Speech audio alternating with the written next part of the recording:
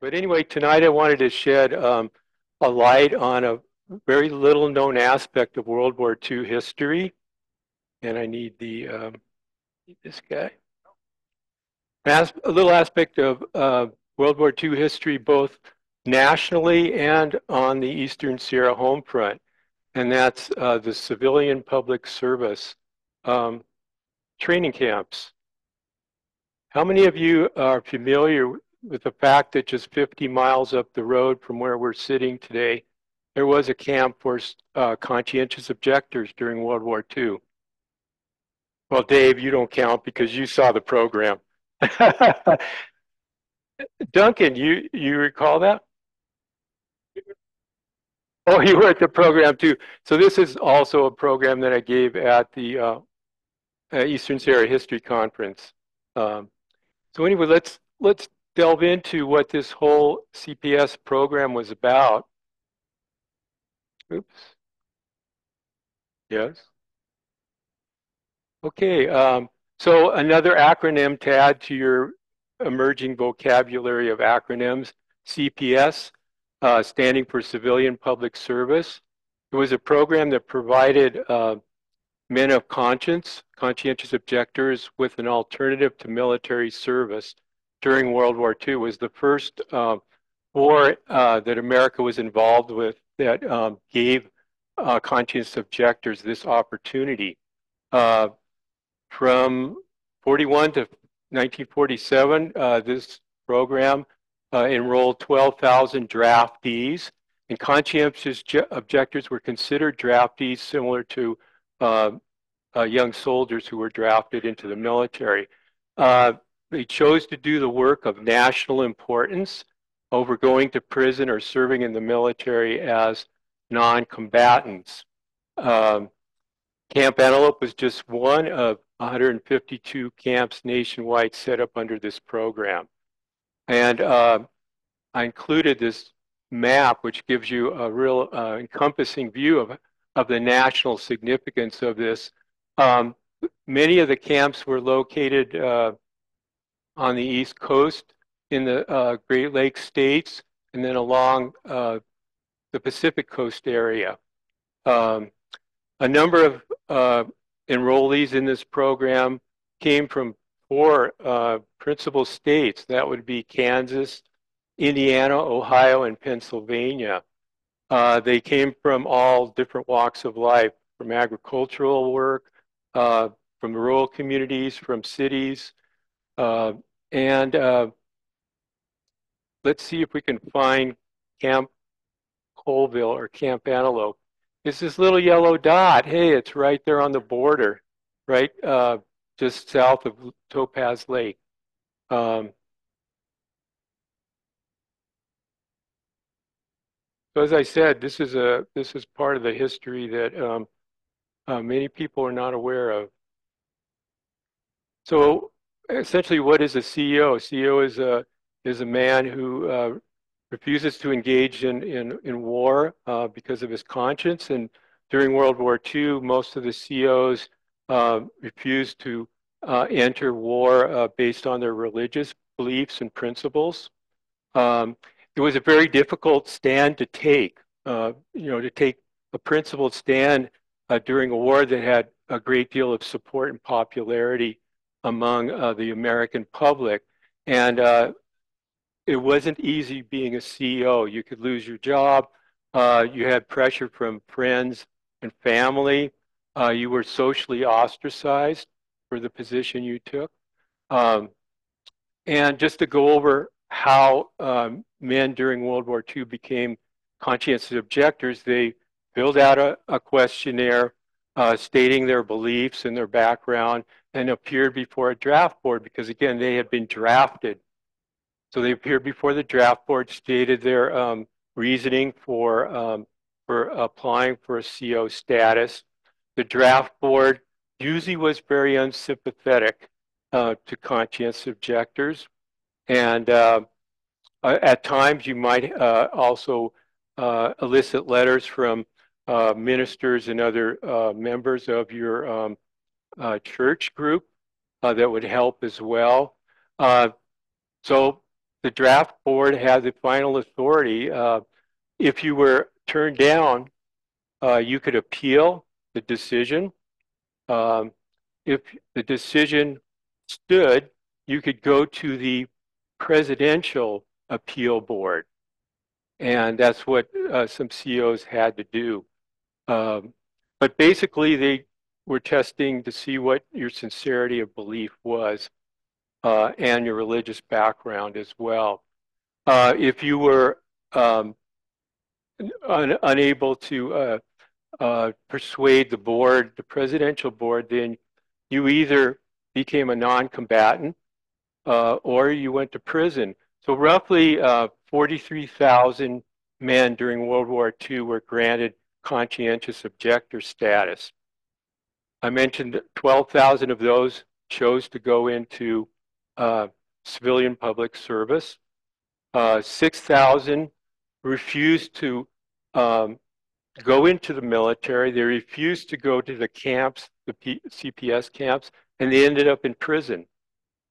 25,000 of those 43,000 chose non-combatant status. Basic, what does that mean? That means basically we're not subjected to weapons training or any type of frontline wartime activity. Many of these men went in to become medical corpsmen.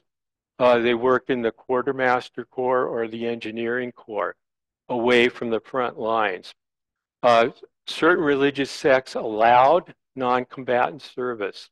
So that was the breakdown of the 43,000 conscientious objectors. Conscientious objection has a unique place in American history, starting with the colonial days. The tradition of refusing military service can be tracked back to America's founding fathers, some of which were pacifists who fled Europe because of their beliefs, being persecuted for their beliefs, came to America. In fact, one of the key pacifists was William Penn. He was a Quaker who established Pennsylvania, Delaware, and Rhode Island. So again, conscientious objection starts in the earliest days of the colonial period. Then, of course, the Revolutionary War came along, and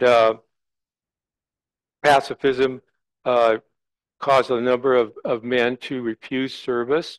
You could get out of service by paying a fine or finding a replacement. So you could pay your way out of service. The real first conscientious objectors were the Quakers, and they refused to serve either in the British Army or the colonial Continental Army. And it was all based around the fact that states decided what penalties these men would suffer. In some cases, they were jailed for 4 months.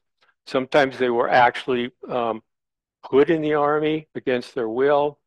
Some were had to carry rifles on their back, which they were morally against. So it was up to the states to figure out how they wanted to deal with that.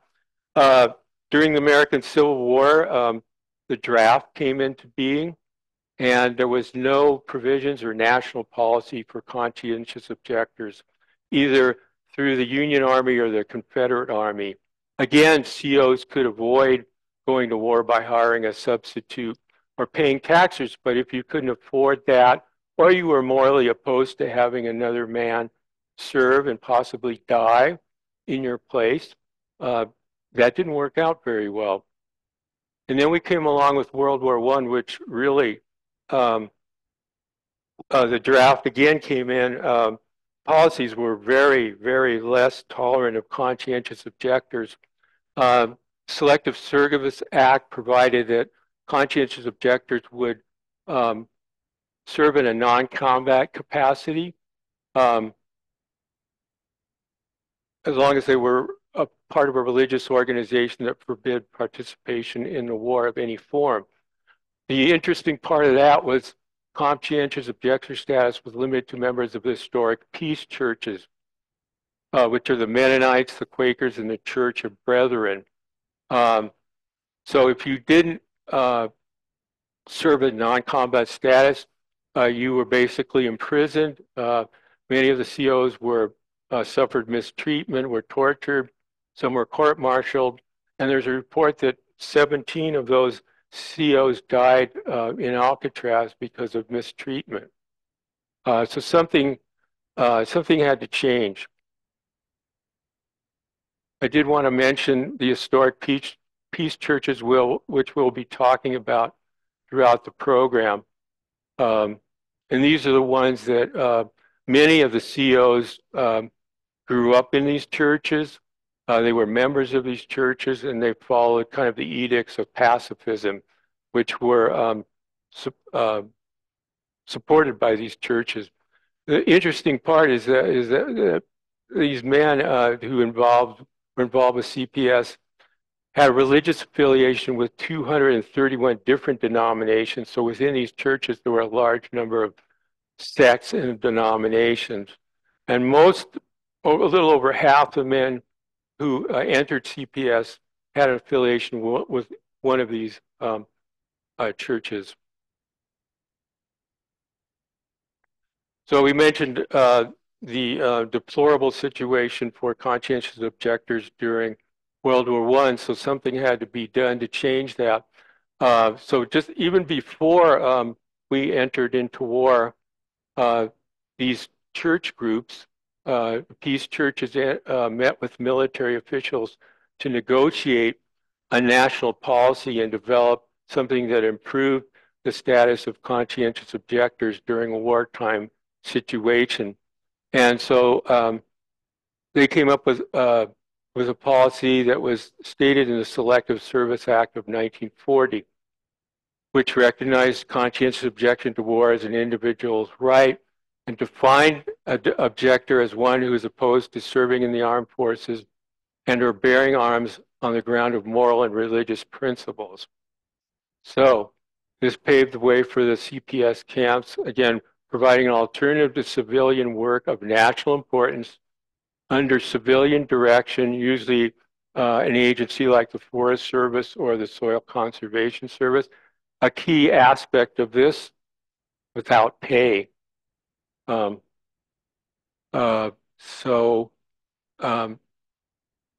took quite a bit of wrangling because you have the military based around the Selective Service and the church groups trying to iron this out. There was a proposal to pay the men for their work of national importance, but that fell through the cracks. And President Roosevelt established an executive order setting up the CPS program and providing that they would serve without pay. So many of you are familiar with the CCC program that kind of predates this CPS. And ironically, one of the camps was Camp Antelope in Coleville. So it hosted many young men. You're familiar with the program. There were millions of young men who were pressed into this work relief program, working on environmental conservation projects throughout the West. They were paid $30 a month. Most of that money was supposedly sent back to their families. But many of our facilities in national parks and state parks are because of the work of these young men. So remember that next time you visit Yosemite or Death Valley. But since these camps were, some of them were closed, like Camp Antelope closed towards the summer of 1941, and CPS began just about that time. So it was a really nice ability to transition the CCC boys, CPS boys into these camps. So it's putting it mildly to say it was a complex arrangement between churches and government. A very uneasy arrangement, but it lasted almost 6 years. So we had the Selective Service under the military, had the ultimate authority in operating these CPS camps. The peace church's responsibility was to finance and administer the camps. They provided the food, clothing, shelter, and medical care for men. And each camp was under the supervision of a federal agency, like I mentioned, either the Forest Service or the Soil Conservation Service. And they organized and directed the work projects for the men. You can see the flow chart there. It's pretty complex. There's a whole bunch of different groups in there. Department of Agriculture, Forestry Supervisor, Forestry Foreman, there's the camper, and you have Selective Service, National Service Board of Religious Objectors, the Quakers, also known as American Friends Service Committee, Camp Director, number of camp meetings, council, House Representatives, and finally the CPS campers. So you can see it's kind of a recipe for total confusion and chaos. So the men who were drafted into these CPS camps were first sent to what they called base camps, where they get general orientation, and they spend a number of months getting oriented, learning the various tasks that they were supposed to be required to work on. So Camp Antelope was one of the base camps. There were roughly about 59 of them throughout the entire system. And so Camp Antelope opened June of 42. That was roughly, 6 months after Pearl Harbor. Closed 1946. So roughly paralleled the duration of the war. There were quite a few men who worked there, 513. That included some of the staff. And camp director, John Wasey from the Quaker office in Pasadena, Roy Briding, served as the Forest Service superintendent, overseeing the work projects. In addition to the base camp, these spike camps were set up. In other words, they'd send maybe 20 or 30 men to another general area adjacent to the base camp. There was a spike camp down here in June Lake. Dave, you were just talking about that. June Lake Loop, there was a spike camp there. There's one at South Lake Tahoe, one in Dog Valley, just north of Reno. And so those men were assigned various activities there, predominantly firefighting in those general areas. And then whenever a need arose, they'd break off a group of men and send them to various other locations throughout this Eastern Sierra area. So they got moved around a lot. And the first group arrived in June of 1942, and this is one of the first impressions from the local newspaper in Minden, Nevada. Young fellows, soft-colored with soft hands, principally office men. Very few were of the hardy, rough, and ready outside class. And I wanted to share with you, let you meet some of these men.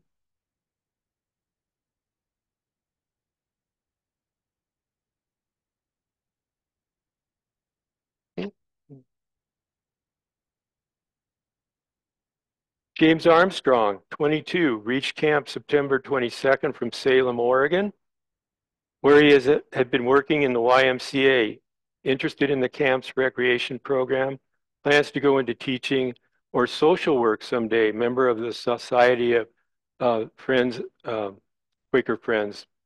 Edwin Cook, 26, had a long trip to Coleville from Coyle, Oklahoma. Operating a farm there he hopes to get back to as soon as possible. Also a Quaker. Glenn Corney, 22, arrived here October 23rd. Comes from Cincinnati, where he was working as paymaster and timekeeper for America's second largest trailer company. Jehovah's Witness. Irving Garrison, 30, Placentia, California, principal of an elementary school, another of Antelope's growing number of married men. Member of the Methodist Church, majored in history and political science at USC and UCLA. Emery Jordan, 29, comes from Fullerton, California, employed as a field rep for the Bank of America. Married, he plans to enter the ministry or social service work. member of the Church of the Firstborn, which I'd never heard of before. Pedro Montante, 26, was born in the Philippines, came to the United States 11 years ago, worked as a machinist on Mare Island Naval Yard near San Francisco. And finally, Don Stanley, 21, hails from Whittier, California, is holding a job with Stanford, a Standard Oil company, plans to continue his education after the duration and become a professor of mathematics, chemistry, and physics. You can see there's quite a bit of diverse backgrounds, and this next slide kind of gives you an idea. Stuck. Yeah. Oh, there we go. So, yeah, just kind of a nice lead into this basic what these men brought to Camp Antelope and to the to basically all the camps in this CPS system. Almost half are technical and professional men, 20% students, 20% from business management, sales, and in public administration. And they had a fair amount of education too. 68, almost 2/3 of them completed college or had graduated.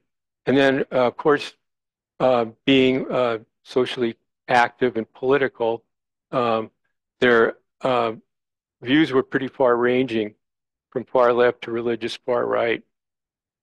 Kind of sounds like today. So life in Camp Antelope, it was, again, you saw the picture of the camp as kind of a barracks community, similar to a military-style boot camp. So men lived in dormitory barracks. They went to get their meals in mess halls, and there were libraries there for them to further their education. Of course, recreation was an important part. If they hadn't collapsed on their Sunday day off from all the work they were doing. And they did exercise a bit of their self-governance in the camp. There were a number of meetings where men aired their views and discussed openly different points of view on aspects of running the camp, and came to a consensus on different issues. They developed committees, had an advisory group, committees principally around recreation, education, and worship, which has been a key part of many of their backgrounds in the peace churches and other denominations. Letter writing, as you can see, was an important part of communication previous to phones and internet. Like I said, there were worship services on Sundays. Men, if they got up early enough, could go to the chapel and worship before breakfast.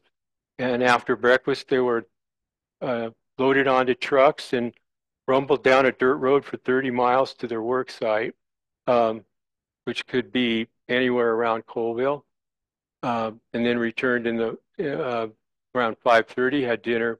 If they could stay up later than 9:30. But there were a lot of meetings, a lot of social activities and activism to discuss during their time in camp. Of course, the key factor for informing CPS men from other camps and getting the word out in Camp Antelope was the grapevine, which originally started as the monologue.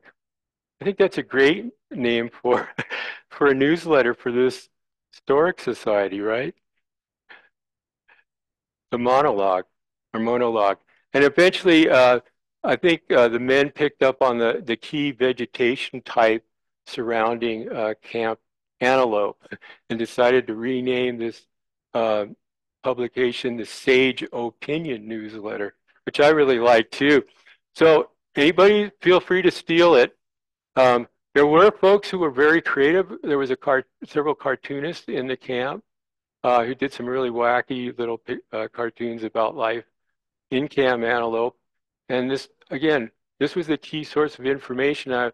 I will say that this is one of the chief historic sources of information about the CPS experience are these newsletters. Many camps had them, and most of these newsletters are stored in the Swarthmore College archives back east. And I'm hoping to get into some more specific stories about Camp Antelope and about some of the men's experiences there. And this is kind of an embryonic presentation. I hope to come back maybe with a little more information at a later date.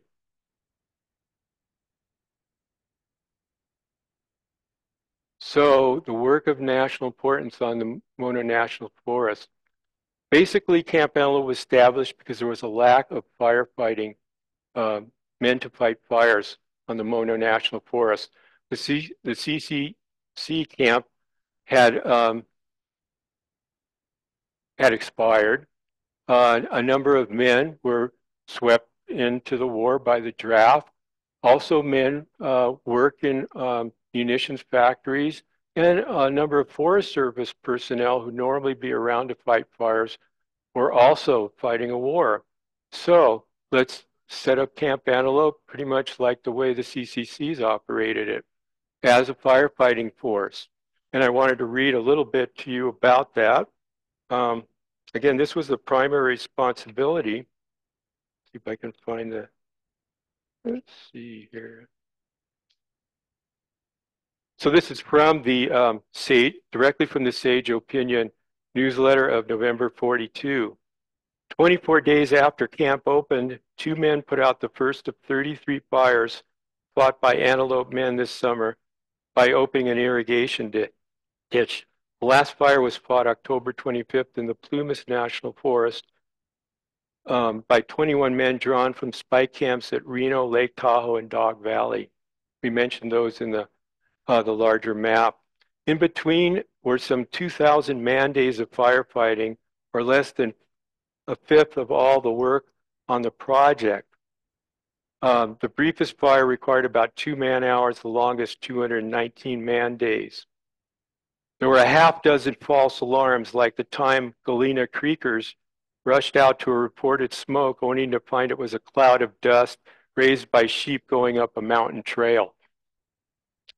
Hundreds of thousands of acres of sage and pine were burned in fires caused by lightning, hunters trying to drive sage hens out of brush, cigarette stubs, locomotive sparks, and a rancher trying to burn the carcass of a cow killed by anthrax.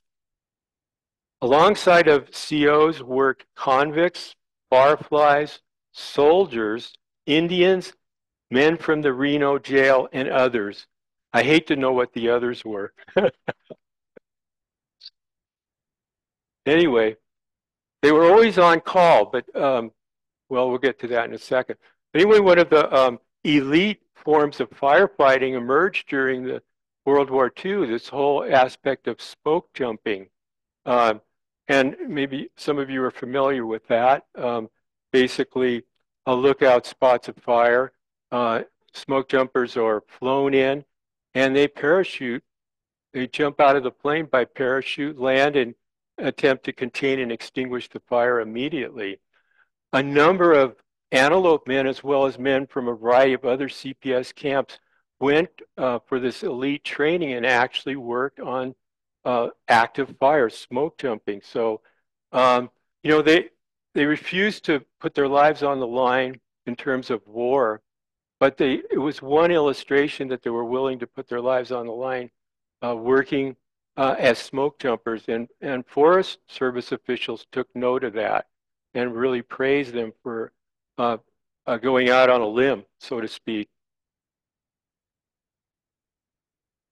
And yeah, Camp Missoula was kind of the epicenter of the smoke jumping CPS camp there, where they received their training, and from there went on missions.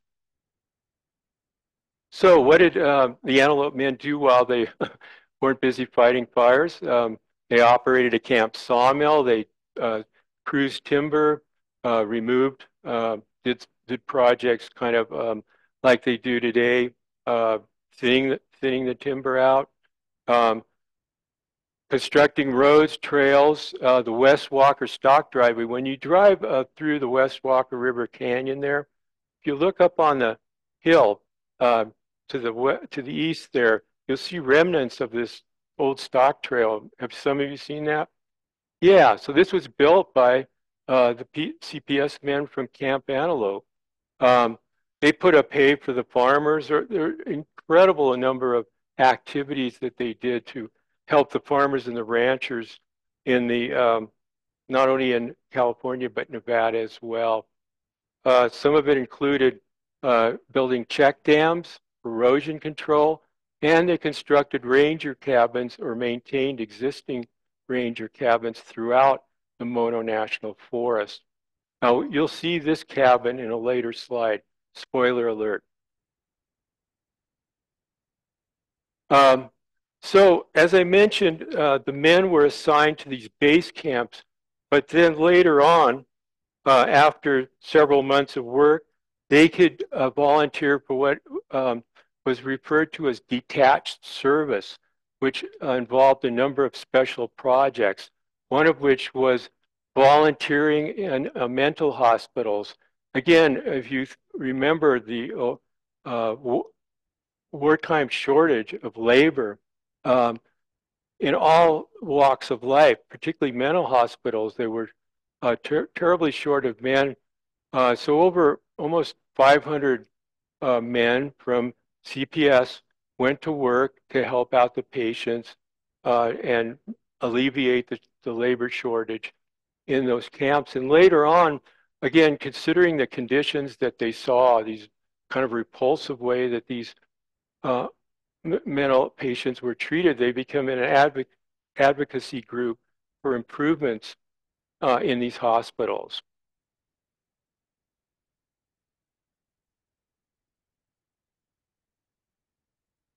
Okay, does this man scare you? Well, he should. I mean, he looks like the second coming of Dr. Mengele. And this is, again, another detached service project. 500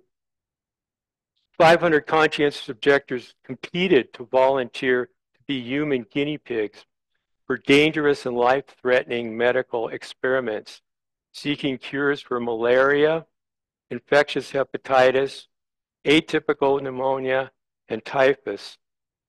Some CO, let's see, some conscious objector subjects were inoculated with live hepatitis virus. Other volunteers were covered with lice and sprayed with DDT, or subjected to high altitudes, extreme temperatures, and lengthy periods of immobility. This is a quote from one of those volunteers.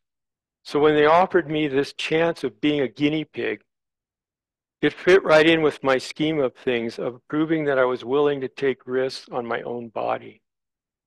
But I just didn't want to kill someone else. The experiments were dangerous and sometimes deadly.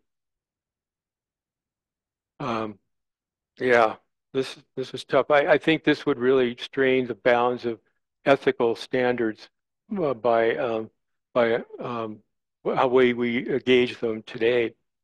That man, I got to get him off the screen. So the work that these men were assigned to oftentimes was extremely menial and tedious, and we'll talk about that in a little while. But occasionally something really exciting came along, like a mountain rescue. Does anybody recognize this chap in the middle? Wow, that's a really good guess. You're right. Norman Clyde with the little hobnob boots and the 100-pound pack sitting beside him. Yeah, so this is, and how about this area? Anybody familiar with Palisades again? That woman gets a prize. Anyway, I just wanted to share with you this. CPS men were involved in this cooperative effort on this mountain rescue. Herschel Asbury, Lockheed engineer and Sierra Club mountain climber, owes his life to his own guts. Russ's instant courage on the spot, Fred Meckel's leadership and determination, the mountain climbing skills of Norman Clyde, and the grit and dogged persistence of a 6-man rescue crew from the Inyo Spy Camp of CPS 37. Now, I'm not sure if that's the camp in June Lake. I've read accounts that there might have been a spy camp in Mammoth too. I'm at Mammoth. So there could very well have been, and that'd probably be the nearest to this rescue effort. Lacking any of them, Herschel might be lying on a narrow ridge a few hundred feet below the peak, in which he was dragged, leg and finger broken, and face badly bruised by his comrades. 4 days and a night or two of the hardest kind of work brought about a successful rescue. Paul Olmsted, Spy camp leader, helped Clyde, Russ, and Meckel bring Asbury down from the mountain ledge to the comparative safety of the Palisade Glacier. A 6-man stretcher crew, including Greg Pfeiffer, took over at the crevasse between mountain and glacier. So this broke up the monotony, I think. And there are a great deal of parallels, and I should have told you the story of how I got involved, kind of stumbled into this story, but I'll do that at the end. But there are a great number of parallels between these CPS camps and Japanese American incarceration facilities. This was taking place at the same time. And many of you are familiar with that story. In an effort to get some of the students that had their education interrupted when they were sent to these incarceration facilities like Manzanar down the road, there was a student relocation program that developed to place these students in colleges outside the military exclusion zone, basically in colleges in the Midwest and back east that would have them. So again, Antelope men answered the call. A number of them went to San Francisco to work with the Japanese student relocation program. And let me see if I can find that reference here.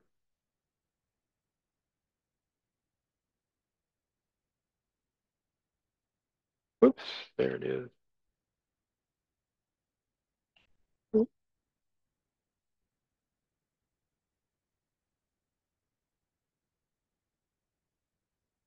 There it is. 9 men from Camp Antelope during the past few months have given more than 100 days of their furlough time to working at the Japanese Student Relocation Council in San Francisco. Coleville men, including Henry Kligger, Bill Weber, George Fleischer, Marshall Button, Woody Pickering, and George Height, have been busy getting personal references for the students, transcripts of high school and previous college records, statements from colleges that students will not be molested in communities, and personal analysis. So these men helped in the process of freeing 4,000 students from incarceration and sent them on to continue their education during the wartime. So another key contribution from the men of Camp Antelope. And so what were the public perceptions of these camps? Of course, they varied tremendously. Again, very unpopular stance to be a conscientious objector during World War II. You can see some of the signs, some of the names that they were called. In contrast to the CCC boys, of course, was quite a different story. I don't know if you can read that. This was a letter from an insurance man who was objecting to the fact that a group of COs from a camp near Placerville interrupted his Christmas Eve celebration with his wife and family by singing them Christmas carols. So he had some severe words to say about that. Yeah, why not? Let's change his name. I wish to enter a most strenuous protest against the action of some of the inmates of your camp. This is the Camino camp near Placerville. By their intrusion at my home on Christmas Eve. Their presence was uninvited and certainly not wanted or enjoyed.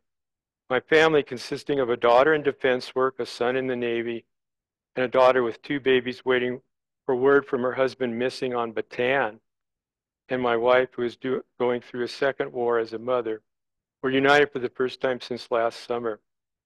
And our Christmas Eve was spoiled by this intrusion of your inmates. I will not be responsible if they come again. Brett.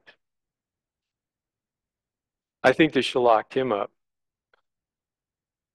Anyway, the whole, what the churches, again, who administered the camps, and this quote kind of really projects their feeling about, definitely, exercise your civil liberties to a certain extent, but balance them with the fact that you're representing a larger group of men who already are pretty unpopular and not very favorable in the eyes of the public, with 16 million men serving during the war. So keep a low profile, keep your head down. But that wasn't the case all the time. Work of national importance or national impotence. And that was one of the gripes from a CPS man from a camp in Colorado, that they found the work, very menial. They weren't used to manual labor in many cases. You saw the backgrounds that these men brought to CPS. And so, but there were the avenues. I mentioned the detached service and things. So they were frustrated with the type of work assigned. Usually there were some significant tensions between the forest officials, the supervisors who managed the projects, and the CPS men. That's documented in some of the archives in the Forest Service.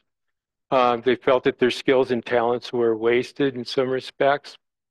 And again, they were more diverse. I had more education, less experience in manual work. They also questioned authority tremendously, in just the fact they were COs and had a strong moral and religious calling to take that position. And they wanted to do important work, and some of them did. This is one of the many sort of conflicts and protests that arose during the lifetime of the CPS phenomenon. George Kiyoshi Yamada, a Japanese American, again, we're touching on this incarceration experience. He was living outside the military exclusion zone in 1942. He became a conscientious objector, and he was assigned to Camp 21 Cascade Locks, which is on the Columbia River just up from Portland.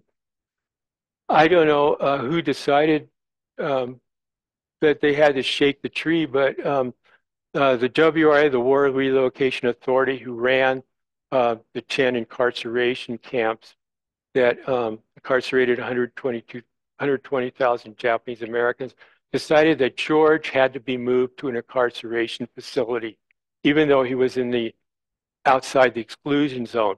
So this just mushroomed into a huge protest. The men of the Cascade Locks camp, as well as men from a number of camps, protested this possible relocation of George to the WRA and to the Selective Service.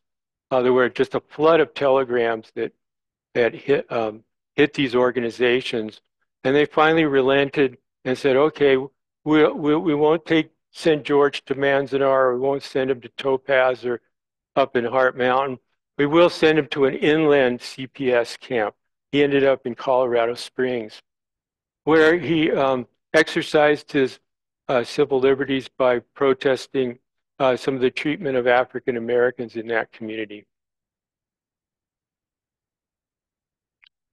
Again, later on, protests began developing in 1944 over all kinds of conditions. There was a great deal of dissatisfaction with the historic churches that were administering the camps. They felt that they were too cozy with the selective service. Again, the selective service had the ultimate authority. And of course, these men were not getting paid. And they finally decided to protest that. And this brochure is a real strong um, uh, item of their dissatisfaction. It's time to shut down America's concentration camps. Is this the only answer to men who oppose slave labor?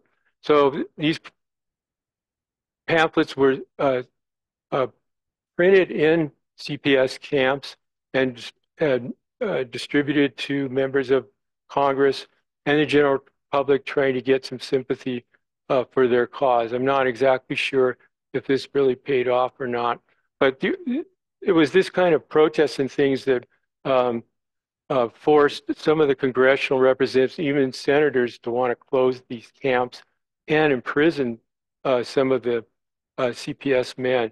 And 53 of these guys did go on strike. They refused to work, and they were arrested and tried. And I believe some of them were sent to not San Quentin, but Fort Leavenworth.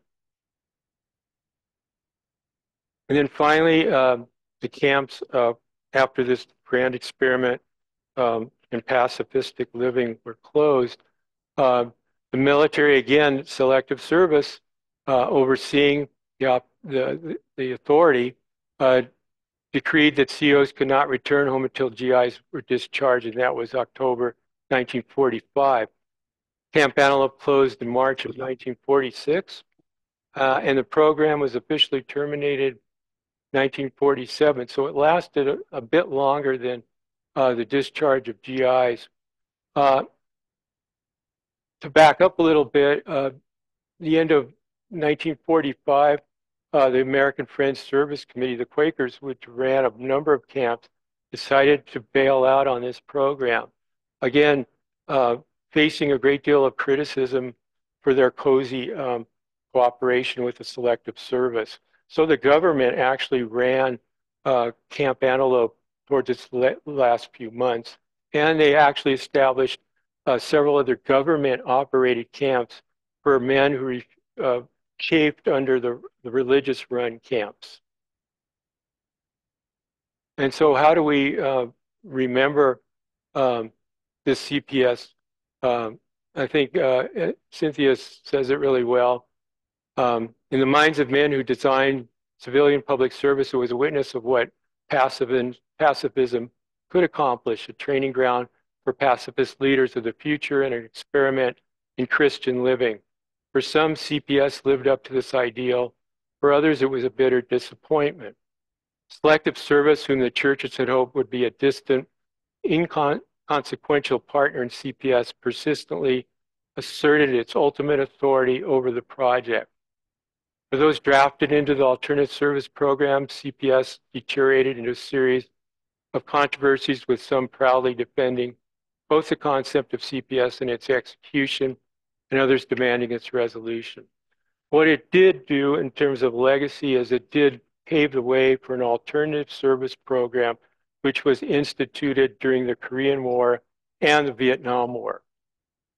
So we have that CPS legacy to thank for. And let's talk a little bit about Vietnam during our era.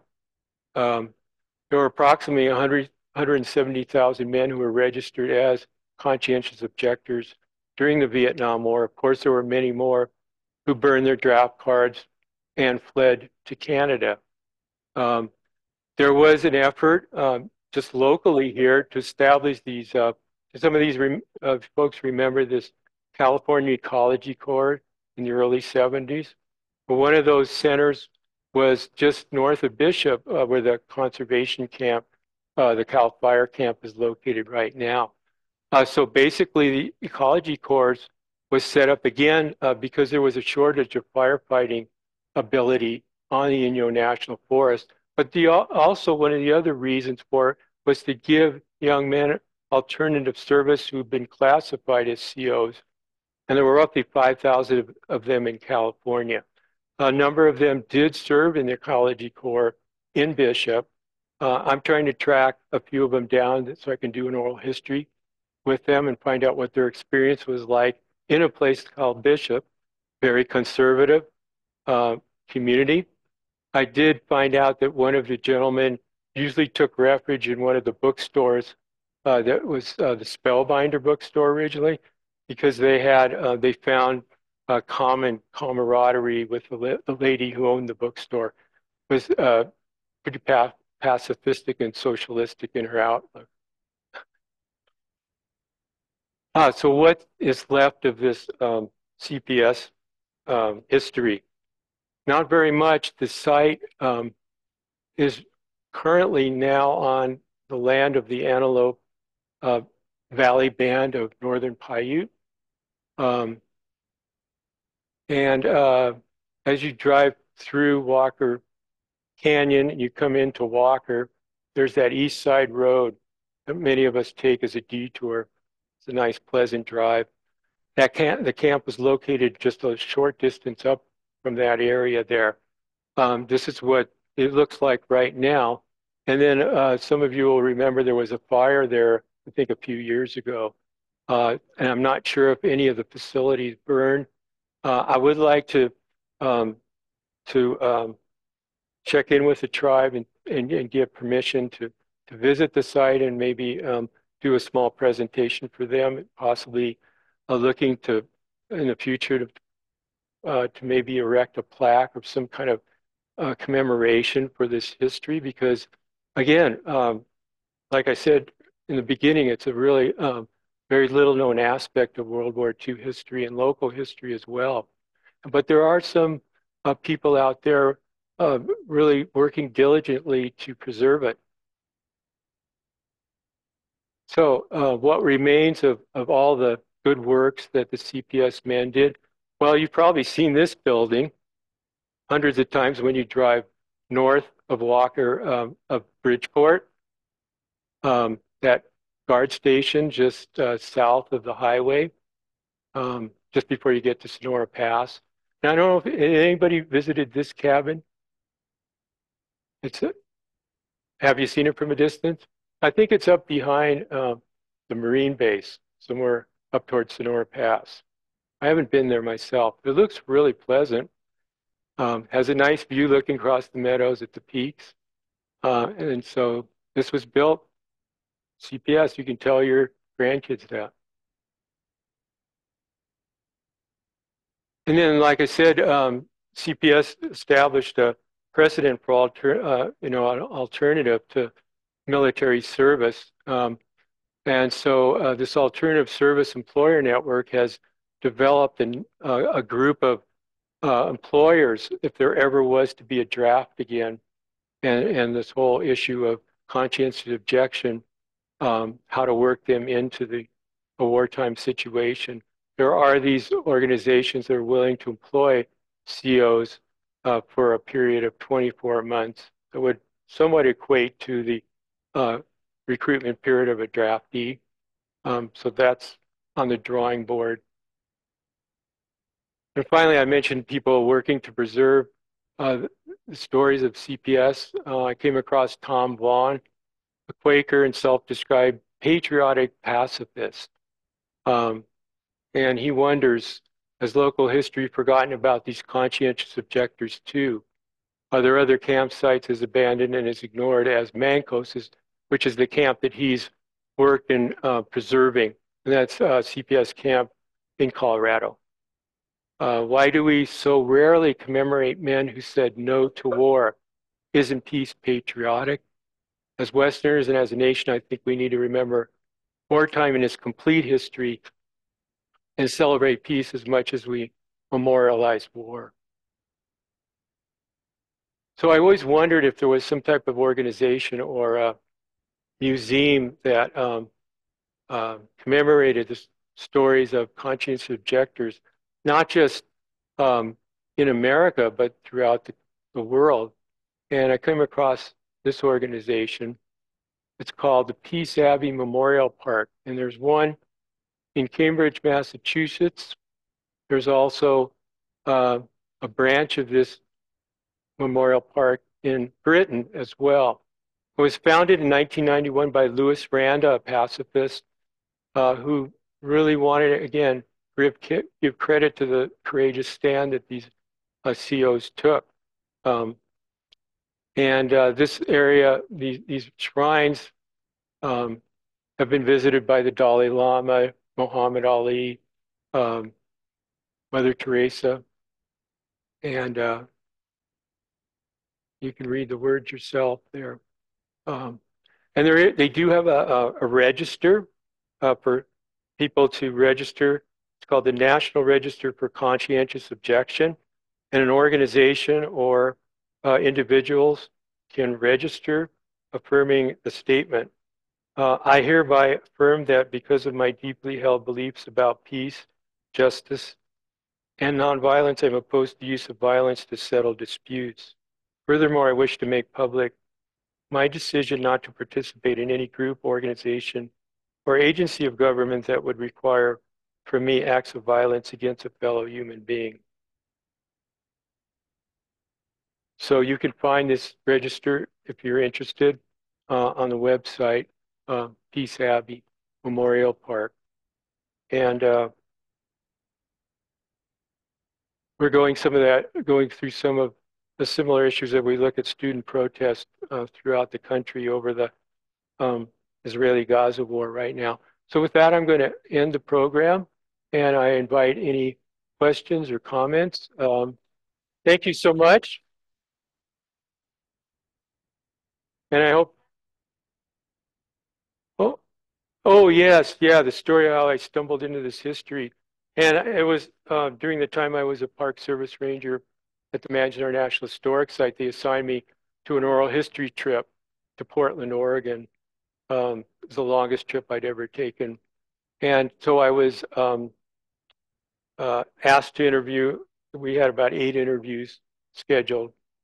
And one of the interviewees I mentioned about um, uh, the camps that he went to. He went to the camp in Minidoka. He said, "Well, did you know there was a different kind of camp up the road here?" Like, what? Yeah, Cascade Locks, Camp 21. Never heard of it. And he mentioned George Shimada. And I go, oh my, how did I miss that? Um, and so tucked that away in a brain cell that I still have. And that become, God, that was what, 15 years ago. I finally pulled it out last year to establish this kind of, kind of training wheels program for CPS. And that's the origin story. Any other questions or comments that I can share? If you do, let's use this so that people on Zoom can hear the question. I'm just curious, did any of you have an association with anybody who was a conscientious objector during either Korean War or Vietnam War, or even during the Gulf War? There were 2,500. Oh, we got comments. Heidi Vedder. Oh, really? Oh, wow. Heidi Vedder says, this is very informative and interesting to me. My father was a Mennonite CO during the Korean War and served in Germany, rebuilding the devastation of World War II. He too ended up in social and mental health as his life work. It's fascinating to know the history of their religious objection and of their service. Thank you for a great program. Thank you, Heidi. Yeah, that's a great comment, Heidi. Yeah, a number of these men went into post-war Germany and other areas that have been devastated. Originally, they were not allowed to do that by the military, but then they granted the opportunity later on, and you can see where their lives went based on, yeah. Several ecology corpsmen came to Bodie in the early 1970s to help with various maintenance renovation projects during my time there. Wow, that must have come from the Ecology Corps. That's great comment. Emily Strauss, sage opinion, monologue, awesome. I would expect that from Emily Strauss, the desert peach. Steve Moore, my father-in-law counseled students on conscientious objection during the Vietnam War. Wow, I need to talk to Steve Moore. Yeah, there were a variety of different ways to object to that war. If I may interrupt for a second, this is Steve Moore, and regarding the Ecology Corps they were indeed from the camp down just west of Bishop.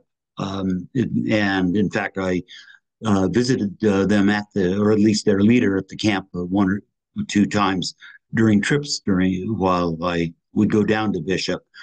Some friendships were established during the time, and I don't know about one in particular, but he ended up moving on to become a California State Park Ranger after his experience with the Ecology Corps.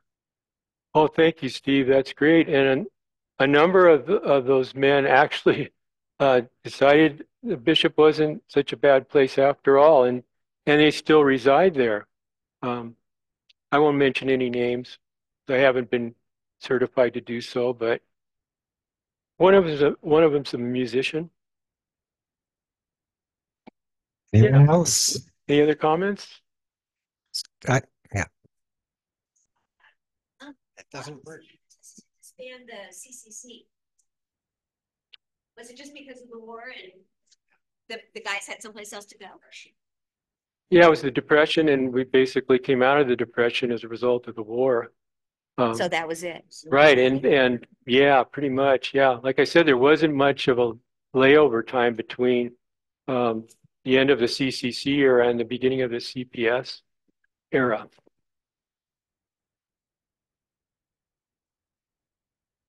I note from your map that there weren't many camps in the far south.